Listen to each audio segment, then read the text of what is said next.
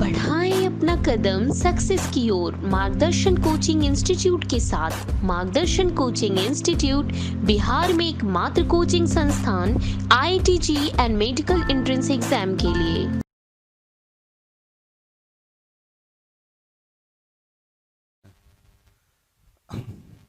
ठीक है बाबू, तो अभी जस्ट इवोल्यूशन खत्म किए और नया टॉपिक है ह्यूमन हेल्थ एंड डिजीज। तो health was consider as a state of body and minds where there was a balance of certain humours. तो ये क्या कहता,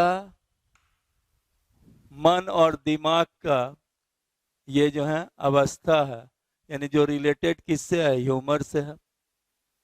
ये पहले हेल्थ को यही डिफाइन किया जाता था, ये एनसीईआरटी में दिया हुआ है, वही हम आपको लिख दिया। अब देखो ह्यूमन हेल्थ की बात करें तो मेडिसिन, फादर ऑफ मेडिसिन जो ग्रीक थे हिप्पोक्रेट्स, उन्हीं को माना जाता। भारत में भी आयुर्वेद संहिता जो है वह भी किससे रिलेटेड है, मेडिसिन से। तो पहले कुछ मिथ था, जैसे ये माना जाता था कि किसी मनुष्य में जो बाइल्स हैं, बाइल समझ रहे हो, लीवर में बाइल जूस है, येलो और येलो ग्रीन कलर के होते हैं। अगर किसी का बाइल ब्लैक कलर का था हो तो वो माना जाता था हॉट पर्सनालिटी के होंगे और उसमें टेम्परेचर जो है उसमें ज़्यादा होगा। बाद में जब विलियम हार्वे, नाम तो सुने ही हो, विलियम हार्वे किससे रिलेटेड है, discoverer of circulatory system, right. तो इनसे जब सर्कुलेटरी सिस्टम्स की जानकारी मिली तो बाद में तो डिजीज का टेस्ट क्या हुआ, ब्लड के द्वारा होने लगा।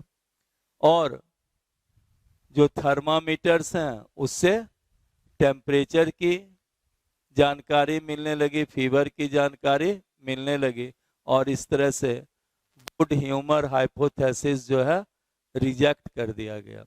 लेकिन एक चीज ये देखो कि हम लोग का माइंड जो है, ठीक है, वह कंट्रोल किससे होता है, नर्वस सिस्टम से, एंडोक्राइन सिस्टम से, राइट।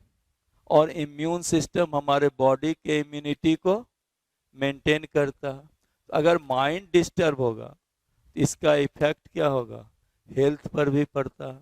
एक चीज जाने, इसीलिए WHO जो है वो हेल्थ को डिफाइन किया है ए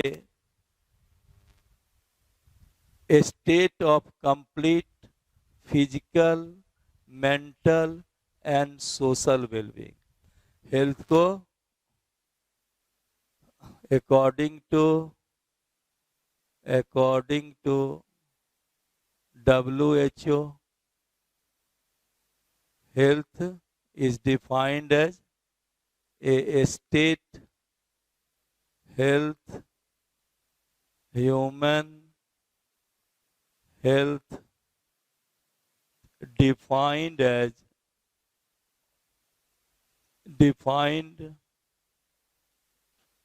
a state of complete physical, mental and social well-being, not only free from disease, right. तो स्वस्थ का अर्थ ये न है कि केवल आप डिजीज से फ्री हैं, फिजिकली भी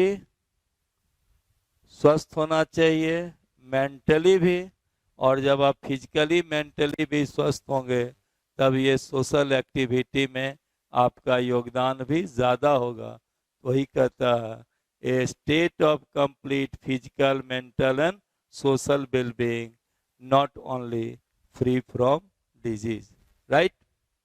तो ये और रिप्रोडक्टिव हेल्थ में क्या था? A total well being in all aspect of reproduction, that is physical भी था, इमोशनल भी था, बिहेवियरल भी था और सोशल था। लेकिन यहाँ वहाँ मेंटल नहीं था, यहाँ और यहाँ पर क्या है? इमोशनल और बिहेवियरल नहीं है। समझ गए? अब डिजीज के विषय में समझो। डिजीज को हम दो प्रकार में बांट सकते हैं।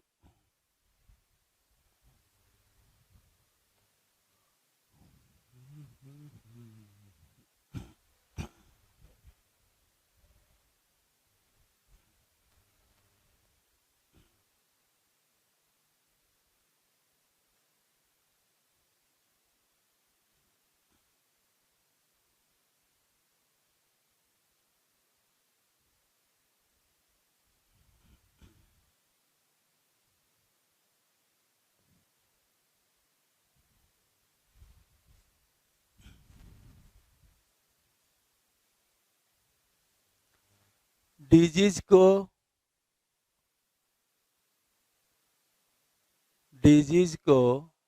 दो प्रकार में बांटा जा सकता है। एक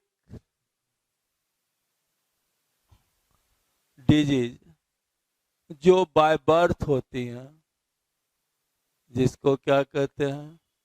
कंजेनाइटल डिजीज। यानी ये क्या हुआ? Hereditary disease. और दूसरा जो हमको जन्म के उपरांत जो डिजीज हो जाता है, उसको क्या कहते हैं? Acquired disease.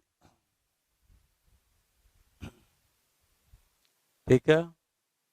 Acquired disease. अब इस एक्वायर्ड डिजीज को हम दो प्रकार में बांट सकते हैं। एक को इनफेक्टियस या कम्युनिकेबल डिजीज, और दूसरे को नॉन कम्युनिकेबल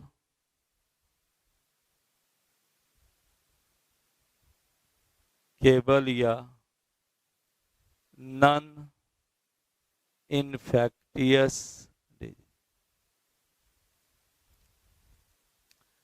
इन्फेक्टियस हम लोग सभी समझ रहे होंगे कि जो डिजीज एक ह्यूमन से दूसरे ह्यूमंस में कम्युनिकेट कर जाता हो, ट्रांसमिट कर जाता हो, तो उसको क्या कहोगे?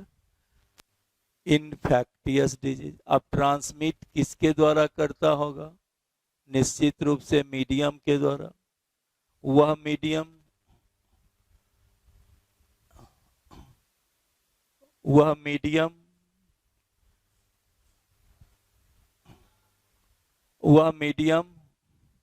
क्या हो? तो इन्फेक्टियस डिजीज या कार समझे, जो एक से दूसरे ह्यूमन में कम्युनिकेट करता हो। तो कम्युनिकेट किसके कारण होगा? कोई मीडियम से, कोई एजेंट से।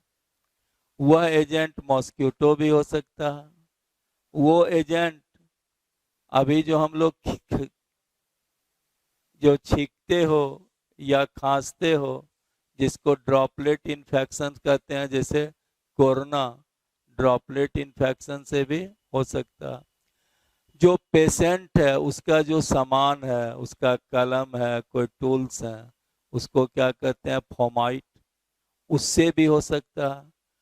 जो छीके उसके जो माइक्रो पार्टिकल्स हैं, जिसको एरोसोल कहते हो, उसके द्वारा भी हो सकते हैं। कंटामिनेटेड फूड, वाटर, वेजिटेबल, इसके द्वारा भी हो सकता है। राइट? नॉन कम्युनिकेबल, जो एक मनुष्य से दूसरे मनुष्य में ट्रांसमिट नहीं हो, वैसे डिजीज को क्या कहते हैं, नॉन कम्युनिकेबल या नॉन इन्फेक्टियस डिजीज। तो नॉन कम्युनिकेबल या नॉन इन्फेक्टियस डिजीज में जो बहुत ही घातक बीमारी है कैंसर, लेकिन यह नॉन कम्युनिकेबल है। अगर एक मनुष्य में है तो उसके संपर्क में रहने वाले दूसरे मनुष्य को यह डिजीज नहीं होगा। दूसरा, deficiency disease, carbohydrate, protein, vitamin, इसकी कमी से अगर किसी को बीमारी है तो दूसरे को कम्युनिकेट नहीं होगा। डीजेनरेटिव डिजीज हैं, जनरेटिव डिजीज, ये भी दूसरे में कम्युनिकेट नहीं करेगा। Next, mental,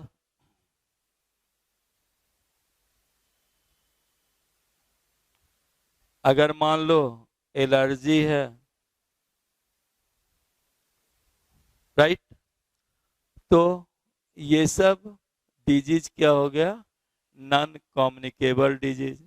cancer, deficiency disease, degenerative disease, mental disease, allergy, right, ये सब क्या हो गया, नॉन कम्युनिकेबल डिजीज।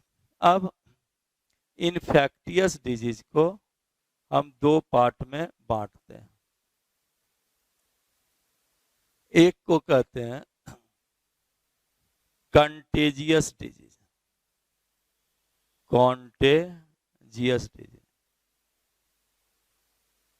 यानी जो पेशेंट के डायरेक्ट कांटेक्ट में या उसके जो फोमाइट्स हैं, उसके जो सामान हैं, उसके कांटेक्ट में रहने से हो जाए, उसको हम क्या कहते हैं, कंटेजियस डिजीज। अभी कोरोना भी क्या हाईली कंटेजियस डिजीज है, निमोनिया, राइट, कंटेजियस डिजीज,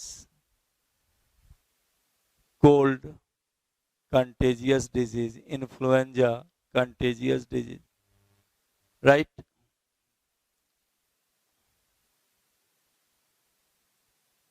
और एक हुआ non contagious, non contagious disease, यानी जो डायरेक्ट कांटेक्ट में रहने से पर जब बीमारी नहीं हो तो इसको क्या कहोगे, नॉन कंटेजियस। जैसे एड्स को भी क्या कहा जाता है, नॉन कंटेजियस डिजीज, राइट। अब ऐसा नहीं कि उसका ब्लड ट्रांसफ्यूजन होगा तो हो जाएगा, लेकिन संपर्क में रहने से यह डिजीज नहीं होगा, इसको क्या कहेंगे, नॉन कंटेजियस डिजीज, राइट। अब नेक्स्ट हम आपको जो बतलाने जा रहे हैं कि यह जो डिजीज होती हैं वह बैक्टीरिया से भी हो सकती हैं, वायरस से भी होता है, प्रोटोजुआ से भी होता है, वर्म और जिसको क्या कहते हो हेलमेंथिस से भी होते हैं। तो ये सब जो डिजीज हैं वो सब के विषय में आपको पढ़ना है। जैसे फर्स्ट अभी हम आपको लिखावे, disease caused by bacteria.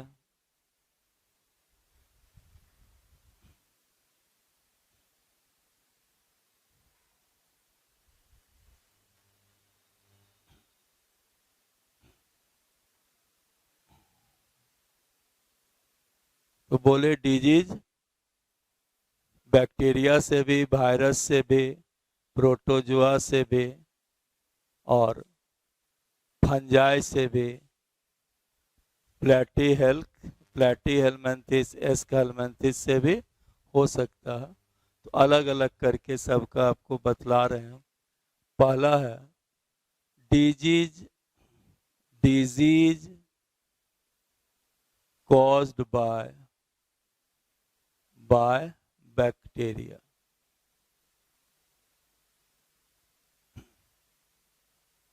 Right, bacteria से होने वाले बीमारी। पहला लिख रहे हैं जैसे टाइफाइड। राइट, अब टाइफाइड बीमारी, इसका दूसरा नाम है इंटेरिक फीवर। इंटेरिक फीवर आगे पढ़ाएंगे किसको क्यों इंटेरिक फीवर कहते हैं। अब सभी बीमारी में आपको उस बैक्टीरिया का नाम जानना है। तो टाइफाइड के विषय में समझो। हम लोग में जिस ऑर्गेनिज्म के द्वारा डिजीज होता है उसको पैथोजीन भी कहते हैं। पैथोजेन। पैथोजेन मीन्स क्या हुआ? Disease causing organism. Disease causing organism. तो जो डिजीज हम में कॉज करेगा नेचुरली हमारे बॉडी के अंदर जाएगा या बॉडी में इसका इन्फेक्शन होगा तो नेचुरली ये पैथोजेन क्या होते हैं? पैरासाइट होंगे। तो एनसीईआरटी में दिया हुआ all parasites are pathogens. All parasites, ये एनसीईआरटी का टर्म है। हम ऐसे लिखते तो मोस्ट पैरासाइट लिखते। All parasites are pathogens.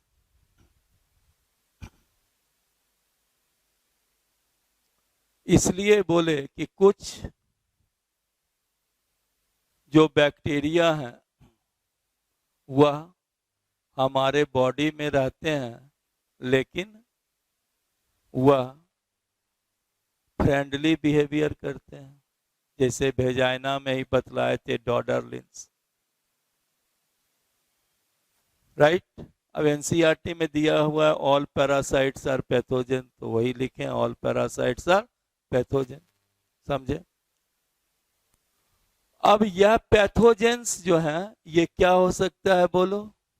Bacteria भी हो सकते हैं, वायरस भी हो सकते हैं, प्रोटोजुअन्स भी हो सकते हैं, फंजाई भी हो सकता है, प्लेटीहेल्मिन्थिस, एस्केल्मिन्थिस, ये सब हो सकते हैं। तो अलग अलग करके वही बतला रहे हैं डिजीज कॉज्ड बाय बैक्टीरिया। तो जैसे टाइफाइड हुआ, इसका नाम क्या हुआ? Enteric fever. इसको तुमको जानना है कि इसके पैथोजेंस का नाम क्या है। तो हम पैथोजेन लिखते हैं या इसी पैथोजेन जैसे डिजीज कॉजिंग ऑर्गेनिज्म या इसी को क्या कर सकते हो? कॉजेटिव ऑर्गेनिज्म, यानी जिससे जो बीमारी उत्पन्न होता है। तो टाइफाइड का जो कॉजेटिव ऑर्गेनिज्म है, कॉजेटिव ऑर्गेनिज्म, इसका नाम है साल्मोनेला टाइफी। इसका नाम क्या हुआ? Salmonella typhi. नेक्स्ट, कुछ में हमको इंक्यूबेशन पीरियड जानना चाहिए। राइट, कोई डिजीज है उसका इंक्यूबेशन पीरियड क्या है? तो नेक्स्ट लिख दें हम इनक्यूबेशन पीरियड। यही समझा दें इनक्यूबेशन पीरियड किसको कहते हो? इन्फेक्शन से लेकर, इन्फेक्शन का अर्थ क्या हुआ? जब बॉडी में बैक्टीरिया इन किया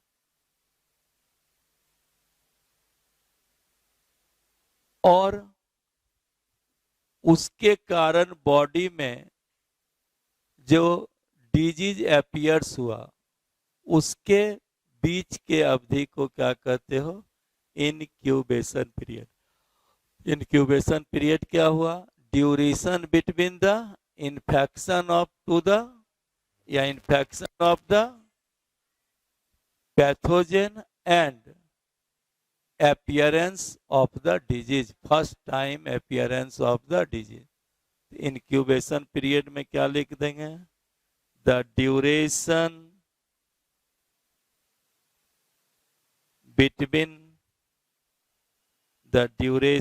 between infection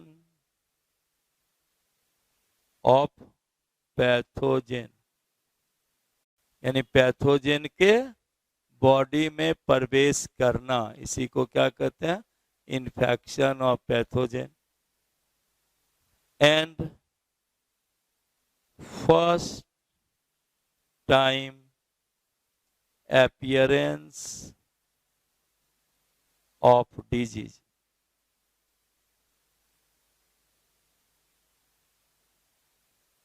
it's related disease.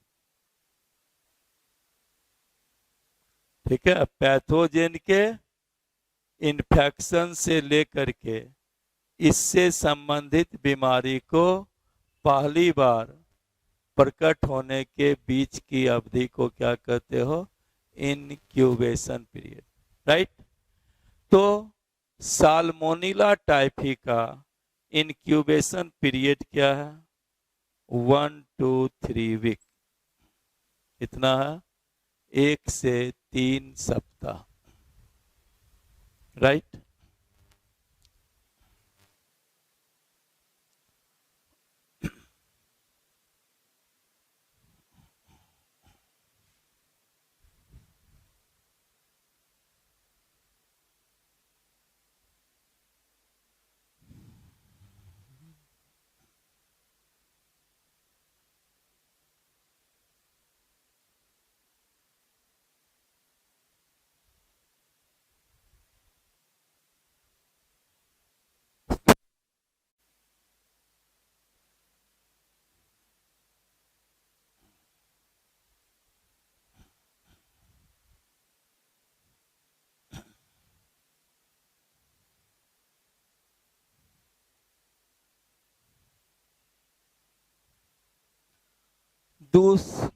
Next point लिखना पड़ता है या जानना चाहिए, mode of transmission. Mode of transmission यानी एक मनुष्य से दूसरे मनुष्य में इस बैक्टीरिया का इन्फेक्शन कैसे होता है। तो लिखना faecal oral route. Faecal oral route, इसका अर्थ समझो, जिसको डिजीज है उसके फीकल मटेरियल से बैक्टीरिया पास किया और वह फीकल मटेरियल से जिसमें बैक्टीरिया है वह अगर फूड को, वाटर को, वेजिटेबल को किसी माध्यम द्वारा, हाउस फ्लाई, कॉकरोच या किसी कारण से वह कंटामिनेट हो जाता है और उस फूड को ह्यूमन, फ्रेश ह्यूमन ले रहा है तो उसको भी यह बीमारी हो जाएगा। इसी को कहते हैं फीकल ऑरल रूट। समझे? क्या बतलाना चाहे हम? किसी को टाइफाइड रोग है तो वह बैक्टीरिया उसके फीकल मटेरियल से पास हुआ और वह फीकल मटेरियल जो पास आउट हुआ उसकी, उसमें जो बैक्टीरिया हैं वो कॉकरोच, हाउस फ्लाई किसी के द्वारा अगर फूड को, वाटर को कंटामिनेट किया और उस फूड को कोई ह्यूमन लिया तो उसमें भी क्या होगा? यह डिजीज हो जाएगा। समझे इसको? अब है टाइफाइड का जो टेस्ट होता है जिससे पता चलता है कि टाइफाइड हो गया है, उसका नाम है Widal test. Widal test, right, या Weil Felix test. Weil Felix test. Felix test, right. अब नेक्स्ट समझो कि इसकी सिम्टम क्या है, टाइफाइड रोग में क्या लक्षण हैं। तो टाइफाइड से जो डिजीज में जो लक्षण हैं, जिसको क्या कहते हो, सिम्टम। तो ये देखो, टाइफाइड में जो साल्मोनेला बैक्टीरिया है वह स्मॉल इंटेस्टाइन में इन्फेक्शन लाता है। सिम्टम देंगे, infected bacteria, infected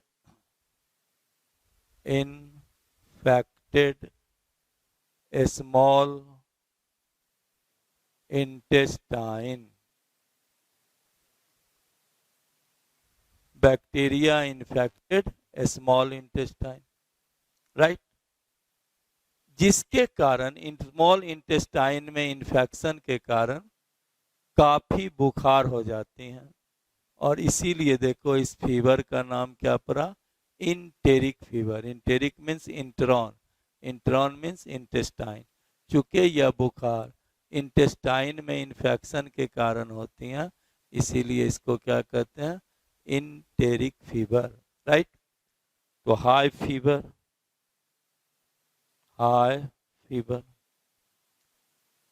39 to 40 degree Celsius काफी अधिक टेम्परेचर हो सकता है।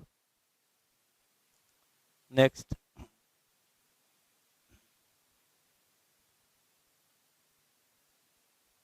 इसके कारण एब्डोमिनल पेन होंगे, एब्डोमिनल पेन हो सकता है, कॉन्स्टिपेशन होगा,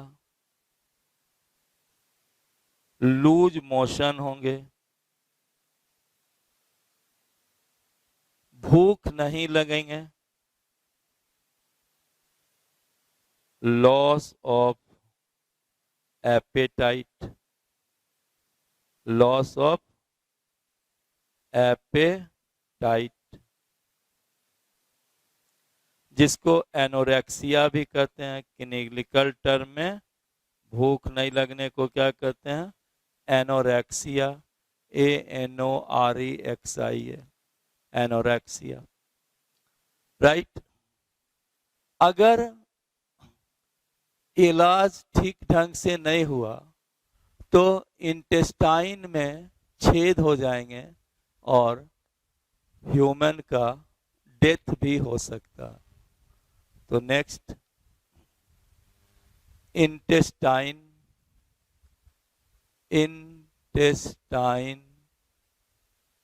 may be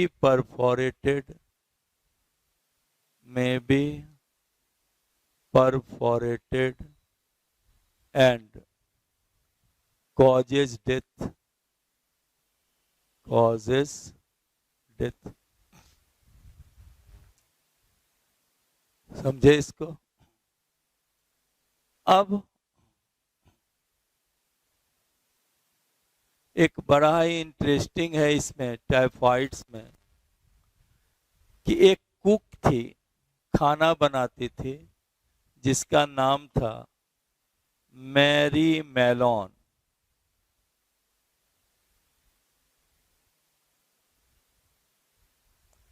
मैरी मेलोन, यह मैरी मेलोन को टाइफाइड का कैरियर माना जाता है, कैरियर ऑफ टाइफाइड। इसीलिए इसका नाम भी क्या पड़ गया, typhoid Mary, Mary Mallon, typhoid Mary, right. Carrier, ये क्या हुआ, इसके प्रति रेसिस्टेंट हो गई, राइट। उसको तो बीमारी नहीं रहा, लेकिन उसके कारण क्या हुआ, जो भी उसके खाना बनाने ये सब के कारण जो भी संपर्क में आया वो दूसरे को जो है टाइफाइड फैलाते गए। इसीलिए इसको हम क्या कहते हैं, मैरी मेलोन का नाम क्या पड़ गया, टाइफाइड मैरी। राइट। अब नेक्स्ट देखो कि टाइफाइड का वैक्सीन भी है।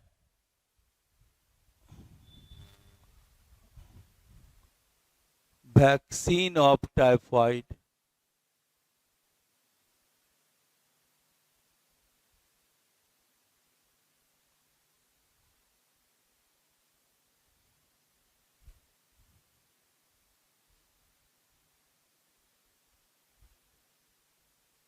जिसको TAB टैब कहते हैं, typhoid and paratyphoid A and B vaccine, tab vaccine. Right.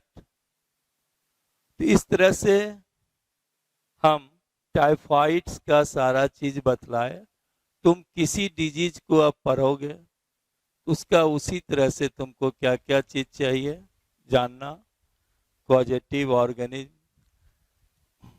अब जैसे टाइफाइड में ही लिखा है तो डिजीज कौन था, साल्मोनेला टाइफी। अब तो तुम बॉटनी के हो तो उसमें पढ़ते भी होगे ग्राम पॉजिटिव ग्राम नेगेटिव। तो साल्मोनेला टाइफी जो होते हैं वह ग्राम नेगेटिव बैक्टीरिया होते हैं। कौन होगा, ग्राम नेगेटिव बैक्टीरिया। एक तो दूसरा एक हम पॉजिटिव जानना चाहिए, दूसरा इनक्यूबेशन पीरियड जानना चाहिए। नेक्स्ट अगर उसके टेस्ट हो सके, टेस्ट है तो टेस्ट जानना चाहिए। दूसरा मोड ऑफ ट्रांसमिशन जानना चाहिए, सिम्टम ऑफ द डिजीज जानना चाहिए। राइट। तो जैसे तो इसी ढंग से हम दूसरा भी आपको जैसे बतलाएंगे। अब टाइफाइड के बाद दूसरा बैक्टीरिया के कारण जो डिजीज होता है हम लोग में उसको कहते हैं निमोनिया। तो दूसरा डिजीज का नाम लिखने जा रहे हैं निमोनिया।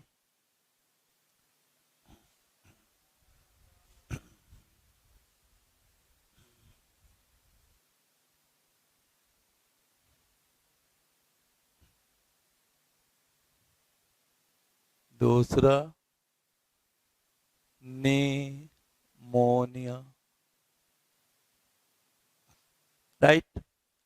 तो निमोनिया में भी फिर हमको क्या जानना है, पॉजिटिव ऑर्गेनिज्म। तो अगर शॉर्ट में लिख दें CO पॉजिटिव ऑर्गेनिज्म। ये जिस बैक्टीरिया से होता है उसको कहते हैं स्ट्रेप्टोकोकस निमोनियाई।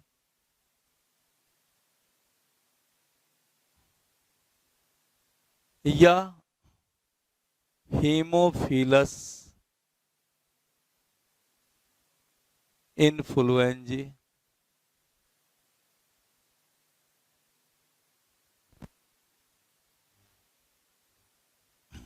राइट। दूसरा अभी बतला रहे थे IP इंक्यूबेशन पीरियड, बहुत कम दिन का, 1 से 3 दिन, कुछ बुक में 3 से 5 दिन भी होगा। यही एक एवरेज लिख दिए 1 से 3 दिन। Right. Next mode of transmission.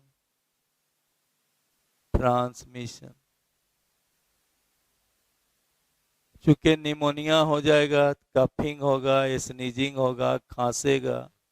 Right.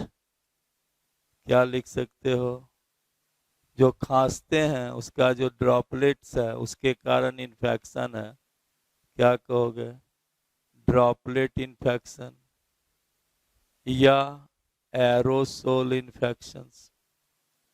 या जो उसका कपड़ा है, राइट, उसके कांटेक्ट में होने से लिख दें फॉर्माइट इन्फेक्शन, ड्रॉपलेट इन्फेक्शन, एरोफोल इन्फेक्शन। फॉर्माइट यानी पेशेंट की जो सामग्री है उसको छूने से।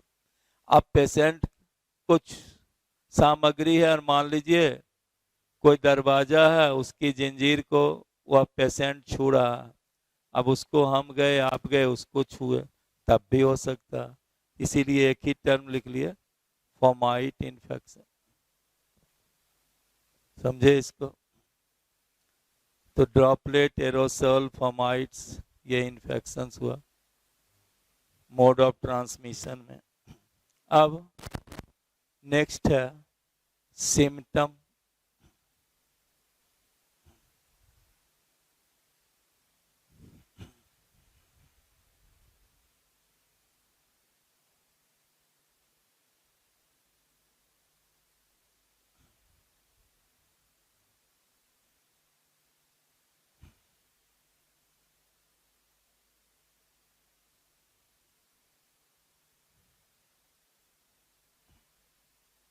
अब यह जो बैक्टीरिया है वो लंग्स के एल्व्यूलाई में इन्फेक्शन करता है। इन्फेक्टेड एल्व्यूलाई ऑफ लंग्स, जिसके कारण क्या होगा?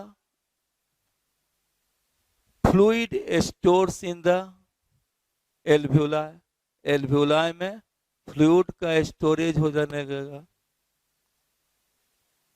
Fluid stores in alveoli, fluids यानी काफी कफ, म्यूकस ये सब लंग्स में जमा होने लगेगा। तो कब लंग्स में कफ जमा हो जाएगा तो गैसियस एक्सचेंज क्या होगा?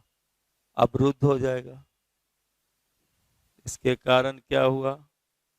Gaseous exchange disturbed. अभी पढ़े हो ना, कोरोना में भी क्या होता है? अंत में निमोनिया, लंग्स अफेक्टेड होगा, गैसियस एक्सचेंज डिस्टर्ब होगा, ब्लड में ऑक्सीजन परसेंटेज क्या होगा? घट जाएगा, आदमी का डेथ हो जाता है। समझ रहे हो इसको? यही लिखे gaseous exchange disturb, gaseous exchange disturb, right. ये तो जनरल इसका बतला है। अब देखो इसमें क्या होंगे? फीवर हो जाएगा, फीवर, राइट, कफिंग,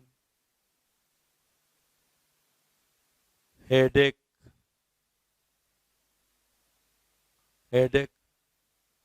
और एक्सट्रीम केस में जो नाखून है और ओंठ का कलर जो है ग्रे टू ब्लूइश कलर का हो जाएगा।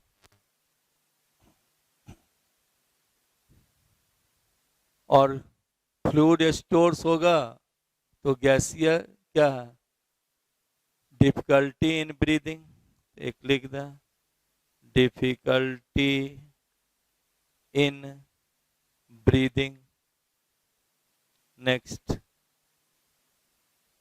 color of nail and lips turn gray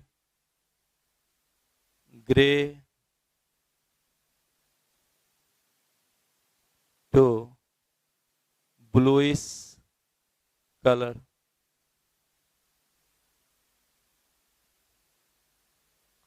bluish colour, right. तो इस तरह से ये हम निमोनिया का बतलाए। अब एनसीईआरटी में बैक्टीरिया का केवल यही 2 डिजीज लिखे हुए हैं, राइट। अब आगे बतलाएंगे तो आपको भी लगेगा कि ये सर ज़्यादा बतला रहे हैं, तो उसका जो है वही हम आपको बतलाए हैं।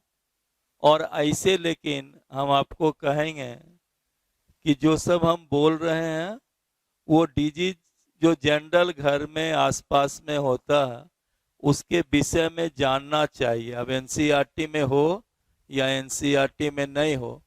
और ये भी कह देना कि एनसीईआरटी में नहीं है तो इससे क्वेश्चन आएगा ही नहीं, ऐसी भी बात नहीं होती है।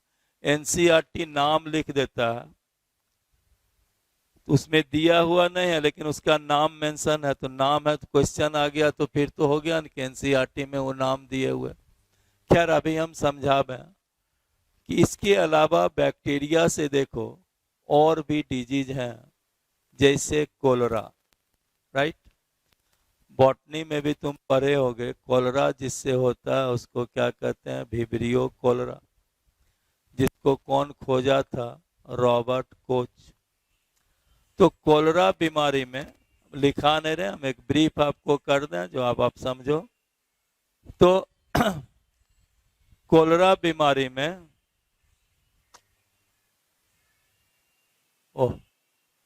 कोलरा बीमारी में जो वॉमिटिंग होने लगेगा, काफी लूज मोशन होगा, और लूज मोशन का जो कलर होगा वो राइस वाटर के समान होगा। और इसका बेस्ट ट्रीटमेंट है ORS, oral rehydration solution, right. Next देखो टीबी जो है उस जिस बैक्टीरिया से होता है उसको माइकोबैक्टीरियम ट्यूबरकुलोसिस कहते हैं। इसका भी इन्फेक्शन जो होगा वह पेशेंट के ड्रॉपलेट्स से, उसके कंटामिनेटेड फूड से, ये सब से होता। यह लंग्स को अफेक्टेड करता है, जिस बीमारी को टीबी कहते हैं, तो लंग्स को भी इन्फेक्टेड कर सकता है, बोन को भी करेगा तो उस डिजीज को बोन टीबी कहेंगे, स्किन में होगा तो उसको स्किन टीबी कहते हैं। इस बैक्टीरिया से एक पॉइजनस मटेरियल रिलीज होता है जिसको ट्यूबरकुलिन कहते हैं, जो लंग्स या और अदर ऑर्गन्स को इन्फेक्टेड करता है।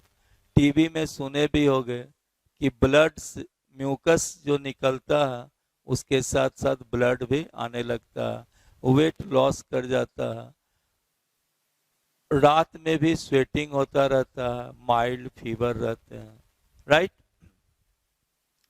इसके बाद प्लेग है। प्लेग बीमारी भी बैक्टीरिया से ही होती हैं, जिसको अर्सेनिया पेस्टिस कहते हैं उस बैक्टीरिया का नाम।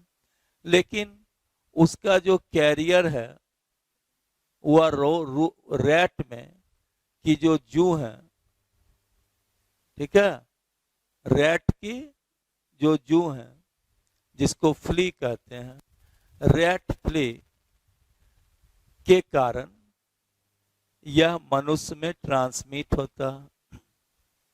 इसमें प्लेग में अब तो प्लेग इराडिकेट कर गया, वह जो अर्सेनिया पैक्टिस बैक्टीरिया थी वो थाई रीजन्स में जो ग्रॉइन होता है या आर्मपिट रीजन में जो ग्रॉइन है, सॉरी थाई रीजन की जो ग्रॉइन्स हैं या आर्मपिट जो है उसमें जो लिम्फ नोड है उसमें इन्फेक्शन कर देता था, जिससे यहाँ की लिम्फ नोड काफी फूल जाती थी,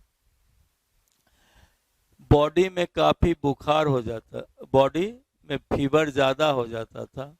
और इस लिम्फ नोड के इन्फेक्शन के कारण ही पूरा स्किन पहले रेड पैच से रेड पैच अपीयर होता था, बाद में ब्लैक कलर का हो जाता था और ह्यूमन का डेथ हो जाता था, राइट। इसीलिए इस प्लेग को बुबोनिक प्लेग कहते हैं, यानी ग्राइन रीजन में गांठ पड़ जाना। किसके कारण? यहाँ जो लिम्फ नोड है वो पूरा फूल जाता था। इस प्लेग का नाम क्या पड़ गया? Bubonic plague, right. तो इस तरह से कुछ बैक्टीरियल डिजीज को आपको जानना चाहिए, जैसे टेटनस। टेटनस भी क्या है? यह भी बैक्टीरिया से होती हैं, जिस बैक्टीरिया का नाम क्या है? Clostridium tetani.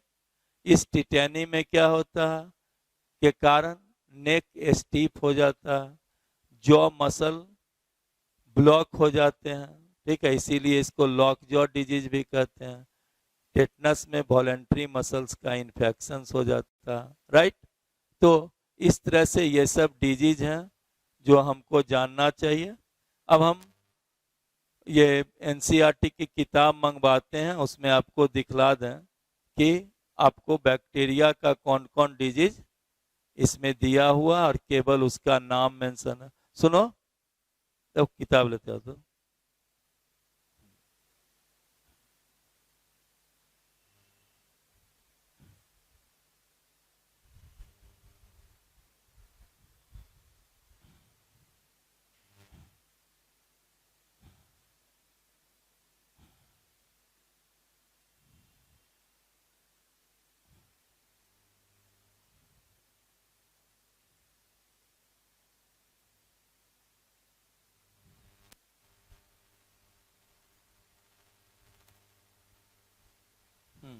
अब इसने दिया हुआ है निमोनिया तक तो दिया, उसके बाद है dysentery, plague, diphtheria are some of other bacterial disease in men, right.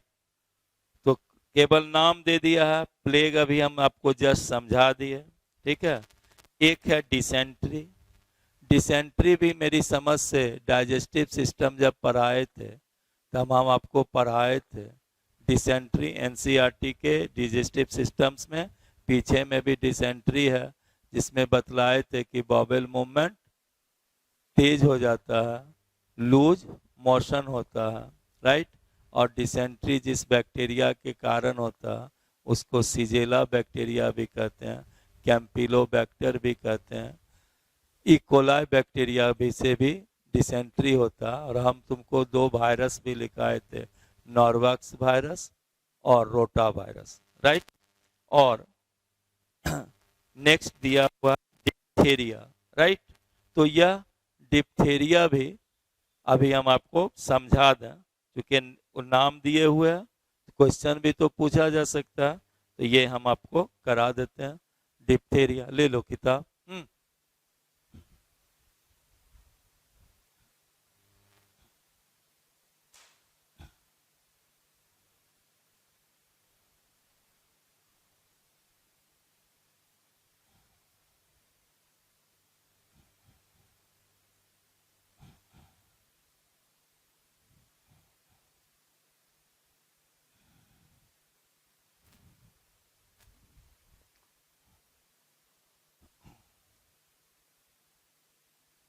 Diphtheria, diphtheria जिस बैक्टीरिया से होती हैं उसको कहते हैं कॉरिने बैक्टीरियम डिप्थेरियाई।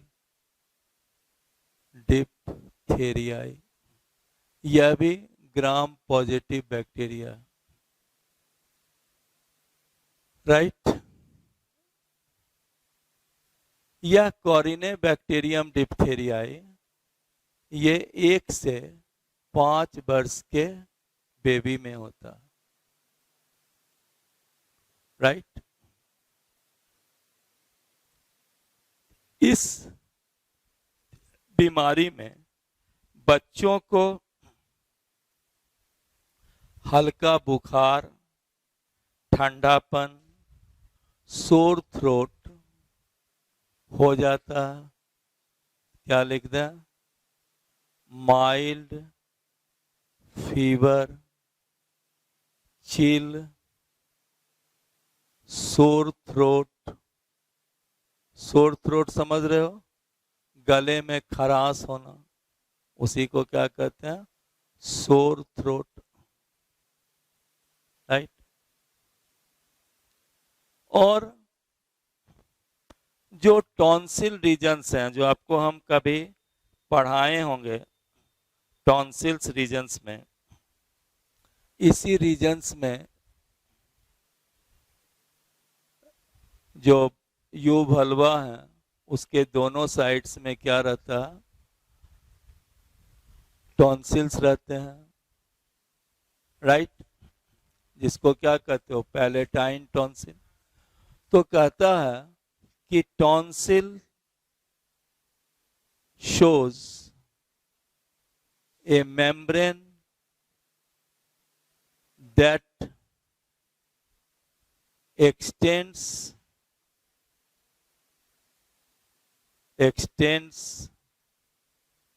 downward। तो टॉन्सिल से मेम्ब्रेन निकल के नीचे की ओर जाएगी, तो नेचुरली बोलो क्या होगा? सांस लेने में, ब्रीदिंग में क्या होगी? दिक्कत होगी। कॉजेज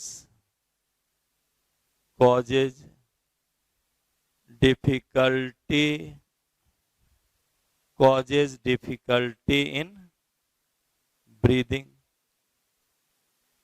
राइट, जिसके कारण बोलो क्या होगा? Difficulty in breathing. सांस लेने में घरघराहट होंगी, इसको क्या कहते हो? Hoarseness, HOARACNESS, hoarseness. तो डिप्थीरिया डिजीज समझ गए, कोई डाउट? और इसका सबसे बेस्ट वैक्सीन निकला हुआ है, आप लोग भी बार बार सुनते होंगे, DPT, प्रचार में भी करता होगा DPT। ये इसमें क्या है? ट्रिपल एंटीजन, मैंने एक साथ इसको लेने से 3 बीमारी नहीं हो सकता।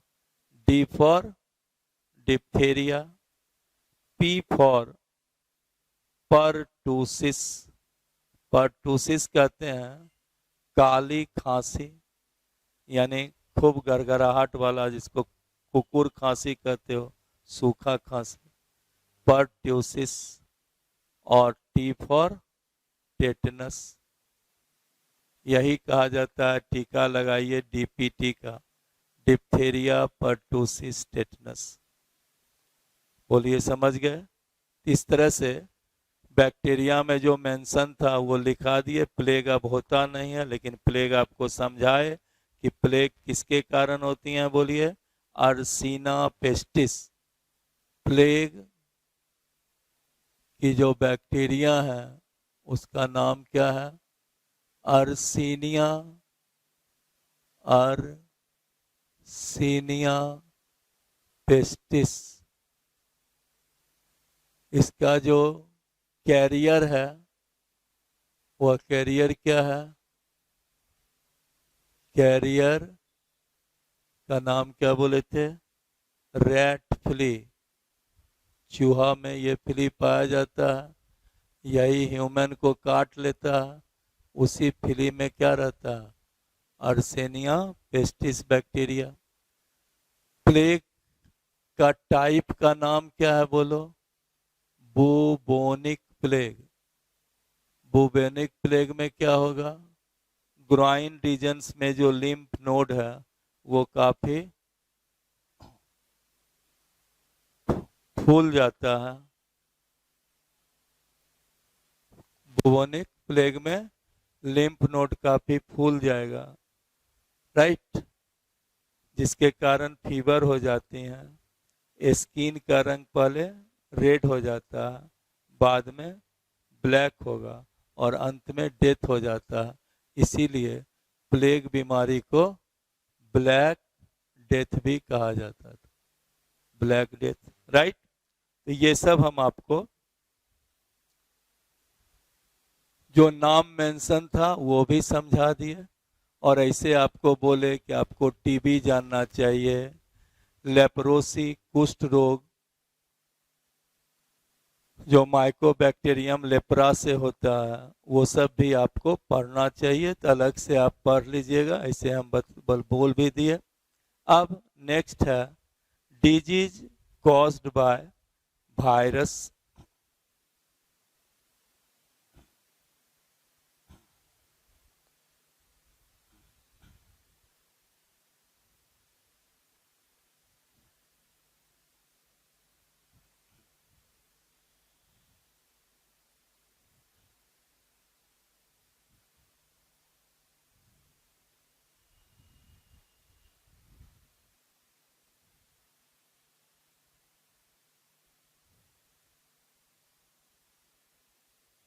नेक्स्ट डिजीज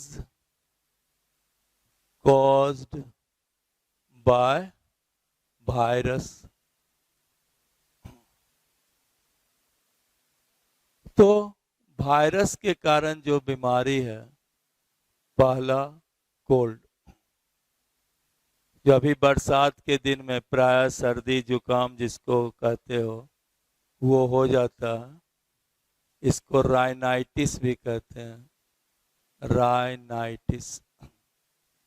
ये जिस वायरस से होता है उसको राइनो वायरस भी कहते हैं। दूसरा, ये आप बॉटनी में भी पढ़ चुके होंगे कि बैक्टीरिया का तो एंटीबायोटिक है, लेकिन वायरस पर कोई दवा का असर नहीं होता, इसलिए वायरस का वैक्सीन नहीं बनता, कोई मेडिसिन जल्दी उसका सही ट्रीटमेंट नहीं होता है, वायरस पर दवा का कोई प्रभाव ही नहीं पड़ता, राइट। तब अब कहते हो कि हम लोग इसका जो टेबलेट ले लेते हैं तो वो इस वायरस को कुछ नहीं करता, जो सिम्टम है उसको कम कर देता है, वायरस का जो अपना लाइफ साइकिल है वो चलेगा ही। तो ये कौन सा वायरस है? Rhino virus.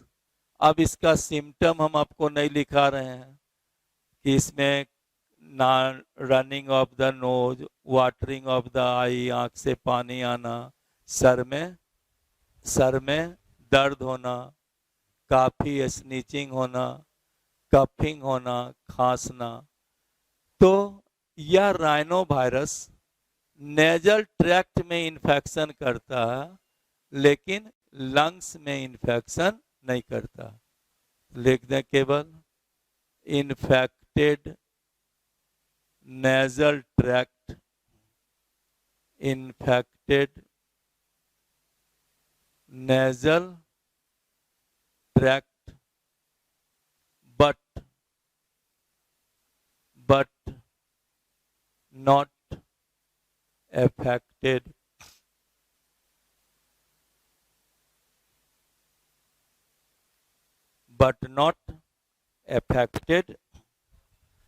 lungs, right। तो इसी तरह से कोल्ड हुआ। अब फिर मेरी समझ से और भी वायरस से कई बीमारी हैं, लेकिन एनसीईआरटी किसी भी बीमारी का नाम मेंशन नहीं किया है एक्सेप्ट एड्स को छोड़ के, राइट। अब जैसे जिसको कॉमन फ्लू कहते हो, इन्फ्लुएंजा, वो भी किसके कारण होता है? वायरस के कारण। स्मॉल पॉक्स, राइट, नाम है स्मॉल पॉक्स, लेकिन उसी को बड़ी माता कहते हैं, जो अब इंडिया में नहीं है, वह भी वायरस के कारण होता है, जिसका नाम है वेरियोला वायरस, जो डबल स्टैंडर्ड डीएनए वायरस है। दूसरा चिकन पॉक्स, जिसको छोटी माता कहते हैं, जो अभी भी हम लोग के यहाँ छोटे बच्चों में ज़्यादातर हो जाता, उसको वेरिसिला जोस्टर वायरस कहते हैं, ये भी डबल स्टैंडर्ड डीएनए वायरस है। मीजल्स, जो छोटे बच्चों में ज़्यादा होता, जो रूबियोला वायरस आरएनए के कारण होता, और इसी मीजल्स को बिहार में खसरा कहते हैं, प्राय प्रचार में भी देखते होंगे खसरा बीमारी। तो मीजल्स भी किसके कारण हुआ? रूबियोला वायरस के कारण। दूसरा, डॉग हो, कैट हो, मोल्स हो, मोल्स छुछुंदर, या इवन एस्क्यूरल्स, उसके उसमें रेबिस वायरस पाया जाता है। तो जिस में यह रेबिस वायरस होगा वह कुत्ते का भी डेथ 10 से 15 दिन के अंदर हो जाएगा अगर उसमें रेबिस का इन्फेक्शन हुआ। और उस समय यह कुत्ता अगर किसी मनुष्य को काट लेगा तो उस मनुष्य का भी डेथ 60 डेज के अंदर हो जाएगा। उसका इंक्यूबेशन पीरियड कितना है? 60 दिन। तो किसी भी सूरत में आपको भले एनसीईआरटी में रेबिस नहीं दिया हुआ है, लेकिन फिर आपको समझा दें कि अगर कुत्ता किसी को काट लिया हो तो किसी भी सूरत में उसमें उसको अवॉइड नहीं करना चाहिए। हर हाल में एंटी रेबिस वैक्सीन की इंजेक्शन लेनी चाहिए, नहीं तो 60 दिन के अंदर अगर एक इन्फेक्शन जिसको हो गया फिर दुनिया का कोई डॉक्टर उसको बचा नहीं सकता, राइट। इसलिए उस कंडीशन में किसी को कुत्ता काट लिया हो तो मंदिर मस्जिद के चक्कर में नहीं रहना चाहिए, सीधे उसका रेबिस का इंजेक्शन लेना चाहिए, राइट। तो ये सब कुछ वायरस है, जैसे जॉन्डिस भी वायरस के कारण होता है, आपको पढ़ना चाहिए। हम आपका कुछ नाम सब बतला दिए हैं, अलग से आपको मौका मिले तो उसको पढ़िएगा। चूंकि डॉक्टर बनिएगा और 5 गो डिजीजे नहीं जानिएगा तो डॉक्टर क्या है। तो अभी से ये सब डिजीज पढ़ लीजिएगा। एनसीईआरटी में ये नाम नहीं था, हम आपको नहीं पढ़ाए, लेकिन सब भी हम आपको ब्रीफ समझा दिए। अब नेक्स्ट है अगला, डिजीज कॉज्ड बाय बैक्टीरिया। आप कहोगे सर एड्स नहीं पढ़ाए, एनसीईआरटी में बाद में चल करके कैंसर और एड्स एक साथ दिए हुए हैं, हम भी बाद में आपको एड्स और कैंसर पढ़ाएंगे। अब नेक्स्ट क्लास में पढ़ाएंगे disease caused by bacteria, sorry disease caused by protozoa.